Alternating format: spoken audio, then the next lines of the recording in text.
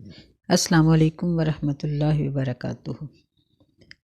آج ہم سورہ توبہ کی آیت نمبر 7 سے شروع کریں گے۔ اعوذ باللہ من الشیطان الرجیم، بسم اللہ الرحمن الرحیم۔ کیف یکون للمشرکین عہد عند اللہ وعند رسولہ۔ مشرکین کے لیے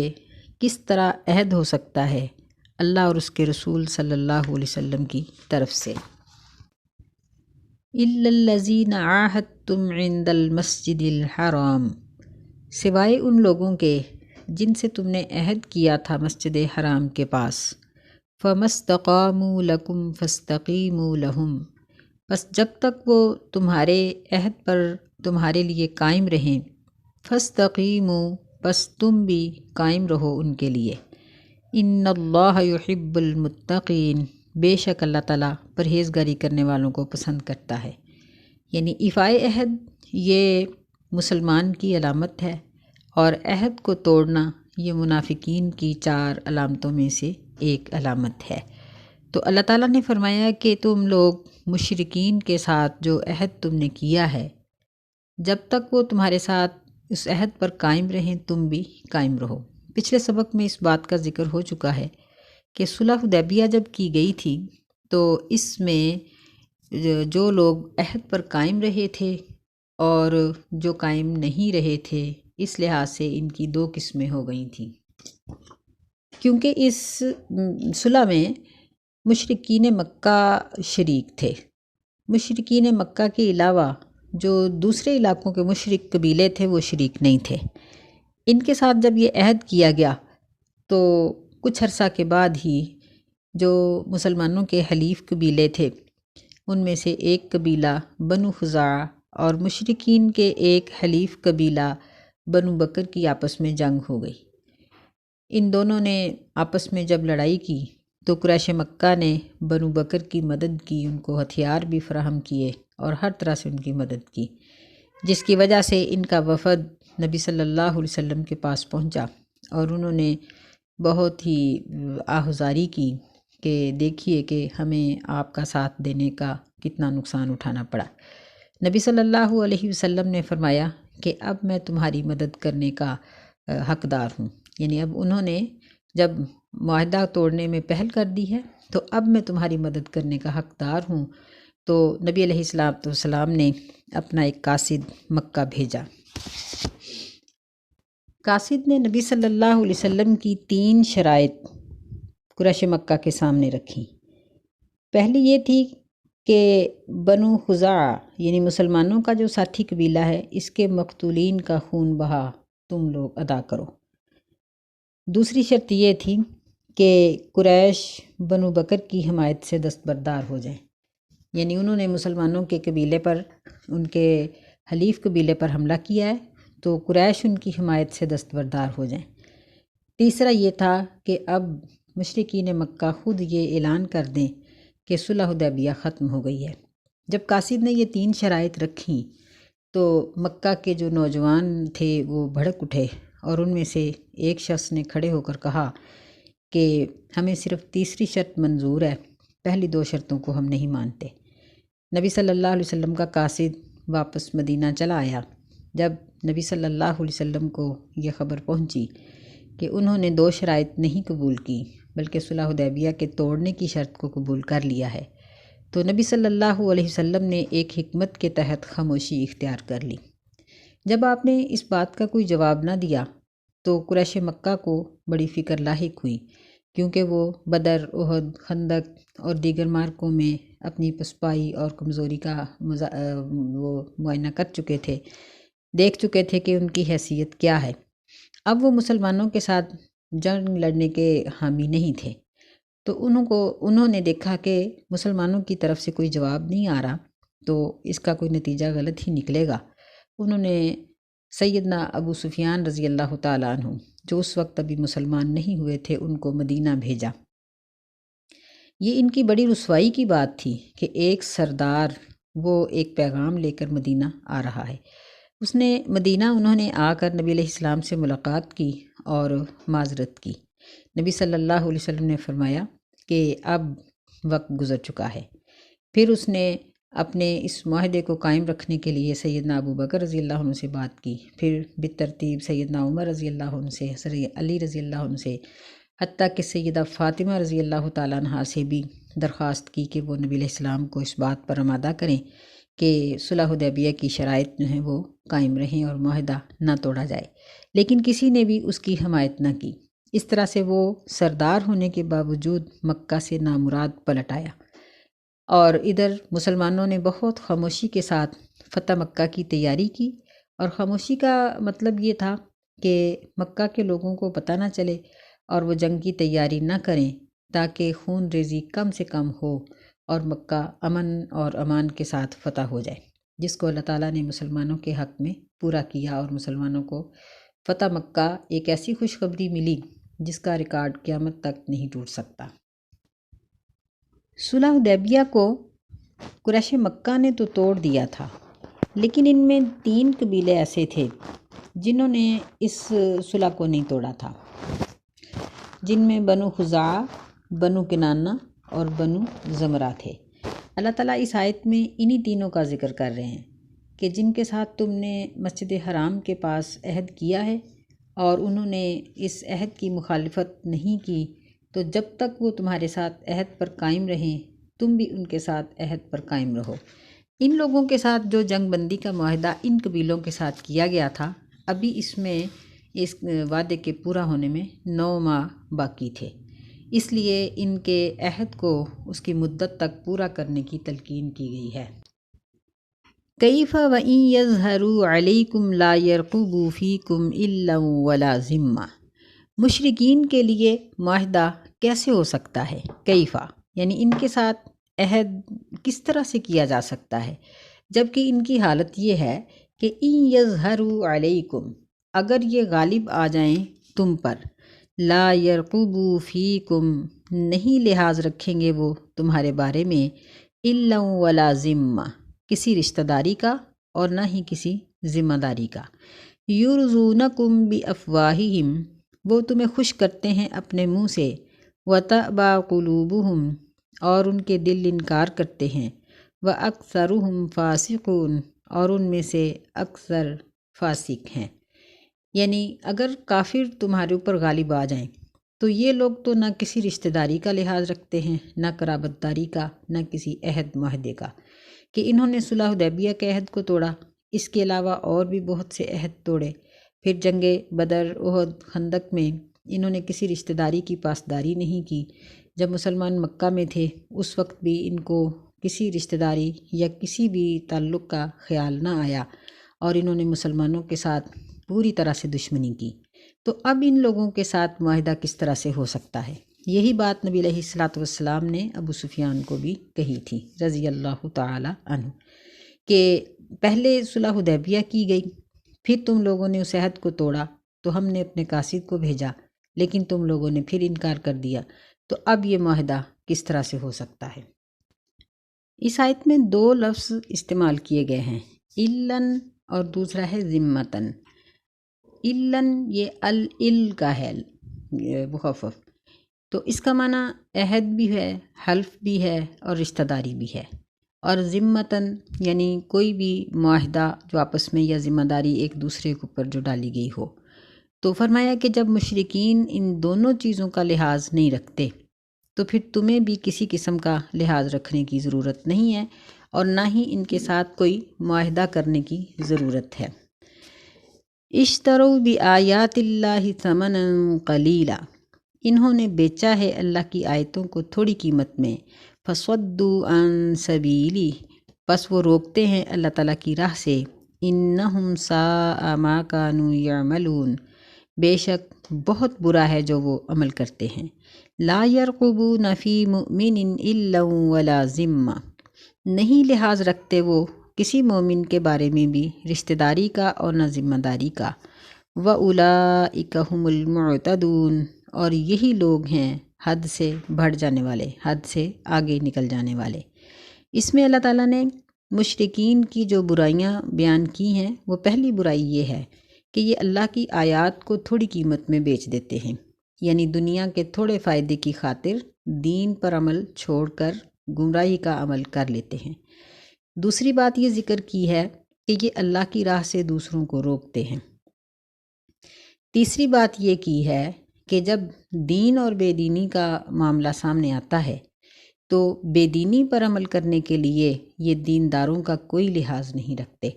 مطلب یہ تین برائیاں اتنی بڑی ہیں کہ آج کے جس بھی مسلمان میں یہ تینوں میں سے کوئی ایک پائی جائے گی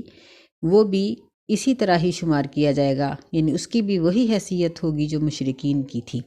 فرمایا کہ وَأُولَئِكَ هُمُ الْمُعْتَدُونَ، یہ لوگ اللہ کی حدوں سے آگے بڑھ جانے والے ہیں۔ یعنی ایسا شخص چاہے وہ کلمہ پڑھے لیکن جب وہ دنیا کو دین پر ترجیح دے، لوگوں کو اللہ کی راہ سے اور دین پڑھنے سے اور عمل کرنے سے روکے، اور جب دین اور بے دینی کی بات آ جائے تو پھر کسی رشتہ داری یا کسی قسم کا بھی کوئی لحاظ نہ رکھے بلکہ بے دینی پر پورا اترے، تو ایسا شخص اللہ کی حد کو پھلانگنے والا ہے۔ فَإِن تَابُوا وَأَقَامُوا الصَّلَاةَ وَآتَوُا الزَّكَاةَ فَإِخْوَانُكُمْ فِي الدِّينِ، پس اگر وہ توبہ کر لیں اور نماز کو قائم کریں اور زکوٰۃ کو ادا کریں، پس وہ تمہارے دین کے بھائی ہیں۔ وَنُفَصِّلُ الْآيَاتِ لِقَوْمٍ يَعْلَمُونَ، اور ہم آیات کو تفصیل سے بیان کرتے ہیں علم رکھنے والی قوم کے لیے۔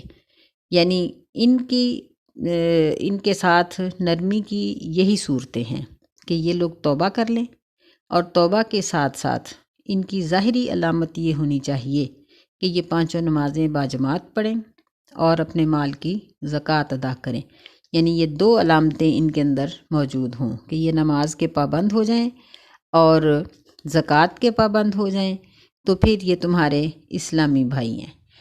وَإِن نَكَثُوا أَيْمَانَهُمْ، اور اگر وہ اپنے عہد کو توڑ دیں، اپنی قسموں کو توڑ دیں، مِن بَعْدِ عَهْدِهِمْ، وَإِن نَكَثُوا أَيْمَانَهُمْ مِن بَعْدِ عَهْدِهِمْ، اور اگر وہ اپنی قسموں کو عہد کرنے کے بعد توڑ دیں، وَطَعَنُوا فِي دِينِكُمْ، اور تمہارے دین میں تمہیں طعنہ دیں، فَقَاتِلُوا أَئِمَّةَ الْكُفْرِ، پس لڑو کفر کے سرداروں کے ساتھ، اِنَّهُمْ لَا أَيْمَانَ لَهُمْ، بے شک ان کے لیے کوئی قسم نہیں، یعنی ان کی قسموں کا کوئی اعتبار نہیں ہے، لَعَلَّهُمْ يَنْتَهُونَ، تاکہ وہ ایسا کرنے سے باز رہیں۔ یعنی اگر نمازیں پڑھنے اور زکوٰۃ دینے کے باوجود یہ لوگ دین پر اعتراضات کریں، وَإِن طَعَنُوا فِي دِينِكُمْ، یعنی دین پر یہ اعتراض کریں تو اپنی قسموں کو بھی توڑ دیں، تو پھر یہ کفر نہیں ہیں، کفر کے سردار ہیں۔ اب دیکھیے کہ دین کے کاموں میں نقص نکالنا اور ان کو عیب ظاہر کرنا، دینداروں کو کمتر ظاہر کرنا، اب یہ چیزیں مسلمانوں کے اندر آئی ہوئی ہیں اور یہ انتہائی مہلک ہیں۔ یہی وجہ ہے کہ آج کا مسلمان پستی اور ذلت کی زندگی گزار رہا ہے کہ اس کے اندر وہ تمام عادتیں آ چکی ہیں جو کفر کے اندر تھیں، اور کفر میں سے بھی وہ بری عادات شمار کی جاتی تھیں جو اب مسلمان ہونے کے باوجود ہمارے اندر یہ چیزیں موجود ہیں۔ تو ہمیں چاہیے کہ اگر ہمیں اس طرح کی کوئی عادت ہے کہ مثلاً ہم پردے میں نقص نکالیں، داڑھی میں نقص نکالیں، کسی اور دین کے بڑے چھوٹے کام میں نقص نکالیں، تو یہ ہمارے ایمان کے خلاف ہے بات، ہمیں اپنی ایسی عادات کو ختم کرنا چاہیے۔ الا تقاتلون قوما نکثوا ایمانہم، کیا تم نہیں لڑتے ہو ایسی قوم سے جنہوں نے اپنی قسموں کو توڑ دیا، وہموا باخراج الرسول، اور انہوں نے ارادہ کیا رسول صلی اللہ علیہ وسلم کو نکال دینے کا، وہم بدؤوکم اول مرہ، اور انہوں نے پہل کی تمہارے ساتھ ہر مرتبہ، یعنی جب بھی تم نے ان کے ساتھ کوئی معاہدہ کیا انہوں نے معاہدے کو توڑنے میں پہل کی۔ اتخشونہم، مسلمانوں کیا تم ان سے ڈرتے ہو؟ فاللہ احق ان تخشوہ، بس اللہ تعالیٰ زیادہ حقدار ہے کہ تم اس سے ڈرو، ان کنتم مؤمنین، اگر تم ایمان والے ہو۔ یعنی اللہ تعالیٰ نے یہاں مومنوں کو دو نصیحتیں کی ہیں، ایک یہ کہ کفار کی قوم سے مت ڈرو بلکہ ان کے خلاف جہاد کرنے کے لیے تیار رہو، اور دوسری نصیحت یہ کی ہے کہ تم اللہ کا ڈر اپنے دلوں میں رکھو، فاللہ احق ان تخشوا، اللہ سے ڈرو، ان مشرکین سے نہ ڈرو، غیر مسلموں کا ڈر اپنے دلوں سے نکال دو اور ان کے ساتھ جہاد کی تیاری کرو، تو اللہ تعالیٰ تمہیں کیا دے گا؟ فرمایا قاتلوہم یعذبہم اللہ بایدیکم، کافروں سے لڑو، یعذبہم اللہ، اللہ ان کو عذاب کرے گا، بایدیکم تمہارے ہاتھوں سے، ویخزیہم اور ان کو ذلیل کرے گا، وینصرکم علیہم اور تمہاری ان کے خلاف مدد کرے گا، ویشفی صدور قوم مؤمنین اور وہ شفا دے گا مومن قوم کے سینوں کو، ویذہب غیظ قلوبہم اور اللہ تعالیٰ لے جائے گا مومنوں کے دلوں کا غصہ، یعنی مظلومین کے دلوں کا غصہ، ویتوب اللہ علی من یشاء اور اللہ تعالیٰ جس پر چاہتا ہے رجوع کرتا ہے، واللہ علیم حکیم اور اللہ تعالیٰ جاننے والا حکمت والا ہے۔ یعنی جہاد اور اللہ کا خوف، یہ دو ایسی عادات ہیں کہ اللہ تعالیٰ ان کے بدلے میں مسلمان کو بہت کچھ عطا کرتے ہیں۔ یہاں اللہ تعالیٰ نے ان کے ساتھ 5 قسم کی نعمتوں کا وعدہ کیا ہے کہ اگر تم یہ 2 کام کرو گے، یعنی کافروں سے جہاد اور اللہ کا ڈر، تو تمہیں اس کے بدلے میں 5 قسم کی نعمتیں عطا کی جائیں گی۔ فرمایا کہ پہلی چیز کہ اللہ ان لوگوں کو، ان ظالموں کو تمہارے ہاتھوں سے عذاب دلوائے گا، کیونکہ مظلوم جب اپنے ہاتھ سے بدلہ لیتا ہے نا تو اس کا دل ٹھنڈا ہو جاتا ہے۔ اللہ تعالیٰ نے اس چیز کی ابتدا جنگ بدر سے ہی کر دی، بدر، احد، ساری جنگوں میں مسلمانوں نے ان کو اچھا عذاب کیا۔ دوسرا فرمایا وَيَنْصُرْكُمْ وَيُخْزِيهِمْ، ان کو ذلیل کر دے گا۔ تو اس سے زیادہ ذلت کیا ہو سکتی ہے کہ بدر میں ان کے سارے سردار ہی مارے گئے، احد میں بغیر کسی فیصلے کے ان کو پلٹنا پڑا، غزوہ خندق میں یہ لوگ ذلیل و رسوا ہو کر گئے، اور اگر صلح حدیبیہ کا موقع آیا تو ابو سفیان جو ان کے اس وقت کے سردار تھے، یہ مدینہ آئے لیکن نامراد لوٹ گئے، تو اس سے بڑی ذلت اور کیا ہو سکتی ہے۔ وَيَنْصُرْكُمْ عَلَيْهِمْ، یہ تیسرا وعدہ ہے کہ تمہاری ان کے خلاف اللہ تعالیٰ مدد کرے گا۔ یعنی اللہ تعالیٰ نے یہ مدد بھی ہر موقع پر کی، مسلمانوں نے غزوات کیے یا سرایا، چھوٹی جنگیں لڑیں یا بڑی، اللہ تعالیٰ نے ہر میدان میں مسلمانوں کی مدد فرمائی۔ وَيَشْفِ صُدُورَ قَوْمٍ مُؤْمِنِينَ، یعنی مسلمانوں کے دلوں کی پریشانیاں اللہ ختم کر دے گا اور مسلمانوں کو اللہ تعالیٰ امن اور سکون دے گا۔ وَيُذْهِبْ غَيْظَ قُلُوبِهِمْ، یعنی ان کو شفا دے دے گا، اور جن کے اپنے عزیز مقتول ہو گئے ہیں، شہید ہو گئے ہیں، اللہ تعالیٰ ان کے دلوں کا غصہ لے جائے گا۔ اس کے ساتھ ساتھ اللہ تعالیٰ نے یہ بات بھی فرمائی کہ سب کچھ کے باوجود اگر مشرکین میں سے کوئی توبہ کرنا چاہے تو اللہ اس کی دل کی نیت کو جاننے والا، حکمت والا ہے۔ یعنی اللہ تعالیٰ کی رحمت کا کمال ہے کہ سب کچھ کے باوجود پھر بھی اگر کوئی توبہ کر لے تو اللہ تعالیٰ اس کو نامراد نہیں کرتے۔ یہ مشرکین کے بارے میں ہے۔ تو اگر ہم مسلمانوں میں سے کوئی اپنے گناہوں اور زیادتیوں کی اللہ تعالیٰ کے سامنے توبہ کر لے تو اللہ تعالیٰ اس کی توبہ کو کیوں قبول نہیں کریں گے؟ ضرور کریں گے، کیونکہ اللہ تعالیٰ پر حق ہے کہ وہ اپنے بندوں کی توبہ کو قبول فرماتا ہے۔ آگے فرمایا ام حسبتم ان تترکوا ولما یعلم اللہ الذین جاہدوا منکم، کیا تم نے گمان کر لیا ان تترکوا، یہ کہ تم چھوڑ دیے جاؤ گے، ولما یعلم اللہ الذین جاہدوا منکم، اور ابھی نہیں جانا یا نہیں ظاہر کیا اللہ تعالیٰ نے ان لوگوں کو جنہوں نے تم میں سے جہاد کیا۔ وَلَمْ يَتَّخِذُوا مِن دُونِ اللَّهِ وَلَا رَسُولِهِ وَلَا الْمُؤْمِنِينَ وَلِيجًا، اور انہوں نے نہیں پکڑا اللہ کے سوا اور نہ اس کے رسول کے سوا اور نہ مومنوں کے سوا کسی کو دلی دوست۔ یعنی یہ چیزیں جب تک ظاہر نہیں ہوتی اس وقت تک تم لوگ بھی جنت میں نہیں جا سکتے، کہ یعنی مجاہدین اور منافقین یہ واضح ہو جائیں۔ دوسرا یہ ہے کہ وہ لوگ، یعنی وہ مجاہدین جنہوں نے صرف اللہ اور اس کے رسول کے ساتھ دوستی بنا رکھی ہے، وہ دوسروں کو دوست نہیں بناتے۔ یہاں اللہ تعالیٰ نے یہ مجمل سا لفظ بولا ہے دوستی کا، مطلب یہ ہے کہ جہاں دوستی ہو وہاں جہاد تو نہیں ہو سکتا، تو مشرکین کے ساتھ اگر جہاد کرنا ہے تو پھر دوستی نہیں ہو سکتی۔ تو کسی کی اطاعت، فرما برداری، یا کسی کی نقل، یا کسی کی اس کے عادات کو اپنا لینا، یا اس کے کلچر کو اپنا لینا، یہ سب چیزیں دوستی کے ساتھ ہی ہوتی ہیں۔ اس لیے یہاں اللہ تعالیٰ نے ایک جامع لفظ استعمال کیا ہے، وَلَمْ يَتَّخِذُوا مِن دُونِ اللَّهِ وَلَا رَسُولِهِ وَلَا الْمُؤْمِنِينَ وَلِيجًا، یعنی مومن وہ ہیں جو صرف اللہ اور اس کے رسول اور مومنین کو ہی دوست بناتے ہیں، جو ان کو چھوڑ کر دوسروں کو دوست بنائیں گے، ولیجا کا معنی دلی دوست، تو ایسے لوگوں کو اللہ تعالیٰ قبول نہیں کرے گا۔ واللہ خبیر بما تعملون، اور اللہ تعالیٰ خبر رکھنے والا ہے اس چیز کی جو تم عمل کرتے ہو۔ یعنی ان آیات سے ہمیں یہ معلوم ہوا کہ اللہ کی جنت کو حاصل کرنے کے لیے ہمیں جہاں باقی عمل کرنے کی ضرورت ہے، اس کے ساتھ ساتھ اس چیز کی بھی ضرورت ہے کہ ہم اپنے اسلامی کلچر کو اپنائیں، ہمارا لباس اسلامی ہو، ہماری قطع وضع اسلامی ہو، ہمارے بالوں کی کٹنگ، ہمارا اٹھنا بیٹھنا، ہمارا لباس،